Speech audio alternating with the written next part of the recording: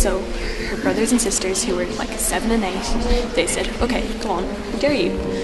So she got the pitchfork, stuck it through her foot. A monkey holding her baby saw her, so it jumped through the window, grabbed the banana and dropped its baby in the bus. So one day she was looking out the window daydreaming, and she saw a small green man wearing a green suit. The green man turned around, waved at her, and then skipped off. Children's Books Ireland have been sending out storytellers into schools all over the country, and I've been lucky enough to be sent down to Galway. I'm down in Galway Educate Together National School. What I want you to do is I want you to pretend you're a really old person who was actually about 10 Over 6 sessions, I've been working with 6th class with their wonderful teacher Barry, and we've been developing stories, we've been practicing storytelling, we've been doing a real range of activities, both around 1916 and what happened in Galway, but also stories from their own backgrounds, from their own families, and we've come up with this extraordinary range of stories. When my granny was a child, she lived in Germany. She had 2 sisters and 3 brothers, but they had to live in orphanages because their parents didn't have enough money to cope with that many children. But then one day, the parents came along and put them all on a boat to Ireland, which took them about a year because they kept on stopping off at different countries. When they finally got to Ireland, they were really, really poor. They lived in a 1-room cottage and sometimes sat down to dinner with no more than a few raisins and a sugar cube. They sometimes went days without eating. My great uncle was in the Sahara Desert in 1960. He was drilling for oil. He needed water while he was there, so he went looking for it. And when he found a lone bush, he knew that the roots would lead him to water. Before he went digging, he spotted weird, strange shapes in the sand and went over to check. He discovered 5 bodies that seemed to be sleeping, but they were actually dead. They were in full Army Force, Air Force gear, and they were dead for 17 years.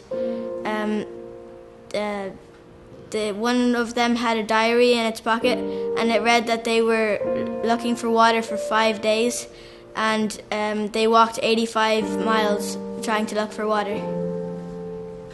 We had great fun actually, because we kind of went in and we talked a lot about storytelling and why do we storytell? Do you know, we tell stories for entertainment, for information, for historical reasons, but we also looked at how storytelling was the first form of literature in a sense, and how people passed on their family histories, their histories, in fact.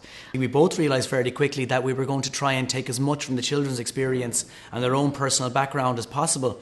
So when we started, we started with a few language games, oral language games, like that sort of thing, and then talked about their own lives and their own personal stories. And I suppose we felt that at some stage we would lead it into the 1916 Rising and talk about the 1916 Rising and what they themselves had learned about it in school. And from that point then on, to try and focus in on the 1916 Rising here in Galway. They said to her, "Is there anyone here who was in the rebellion?" She shook her head. They walked over to where her son was lying in bed. He was sick, he had TB. And they whipped off the covers and dragged him out of the house, shouting at him, pinning him up against the wall. And 2 minutes later, her husband came walking along the path, and they turned around to him and grabbed him and held him up at the wall too. Then there was a wham, and she had come out of the house and whacked them across the face with her frying pan. So Sean wanted Ireland to be free from British rule, so he joined the Irish Volunteers when they heard they were having a rising. Now he never partook in the rising because the British captured him because they thought that he was a high-valued member of the IRB. So they found him and they captured him, they took him to an interrogation room, and they wanted answers. Of course, Sean had no answers because he wasn't in the IRB, but that didn't stop the British. They started beating him up using torture techniques. Nothing worked, so they just threw him in a cell. We talked about things like the Arabian Nights, 1001 Nights, and we looked at Scheherazade and why she was telling stories, so that was a big thing. But we also looked at how stories change when they're told by people. So, in a sense, you're looking at oral history as well.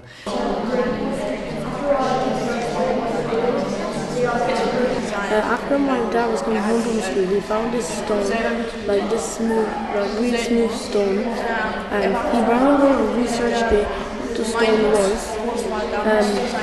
Then he showed his mom, his mom the stone. His mom liked the stone, so she kept it as an antique. It was in Beijing. My mom was 9 years old. She was in the apartment with her 2 sisters and her grandma and grandpa. So they were just in the apartment, but then suddenly there was an earthquake. Mine's about a girl called Tara, and she's always getting bullied about what she wears and how she looks. And then her mom thinks it's just fine that, like, they're just joking with her. And then one day she was like, the mean girl called Kate. It was English class, and then they had to go on projects, and Kate went to her. Tara thought that she was going to make fun of her, but then Kate actually came to ask her, can she be pairs?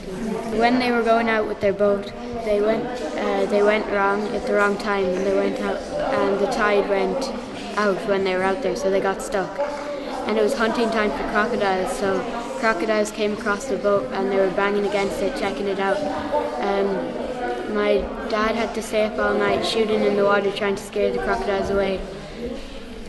My granny told my mom thunder was the noise of May jumps for mountain looks for children who were better naughty.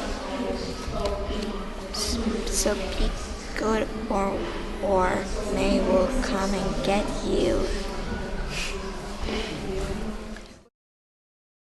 We have stories from Kenya, from Congo, we have stories from the Aran Islands, we have absolutely extraordinary range of stories now. It's been a very exciting process.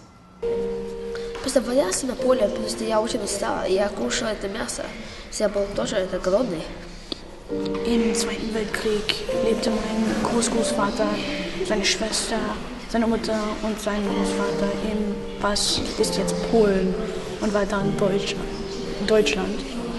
They decided that they'd run away one night, and her friend is called Louisa, and Louisa's little sister Rebecca said that if she couldn't go, then she'd tell on them.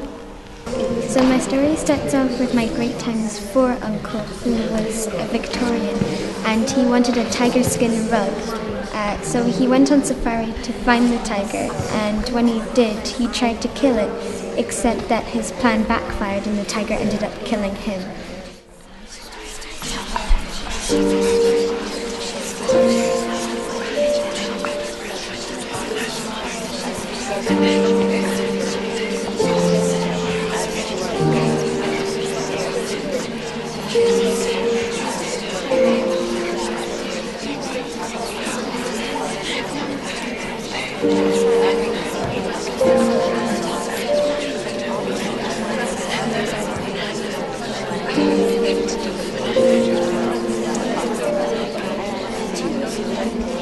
And then